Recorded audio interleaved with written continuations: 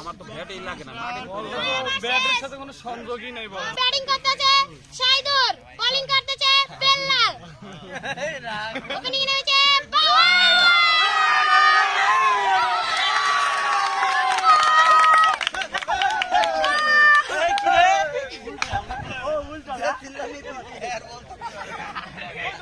এই মুহূর্তে কি ক্যাচ মিস হয়ে গেছে গো? এই মুহূর্তে একটা ক্যাচ মিস হয়ে গেছে। এখন দেখতে পাচ্ছেন বাবু এসে পড়েছে ব্যাটিং এ। হ্যাঁ জোরে ভালো করে তুই ভালো করে বল, তুই ভালো করে বল। ওয়াইড বল দিয়ে দিচ্ছে আম্পায়ার।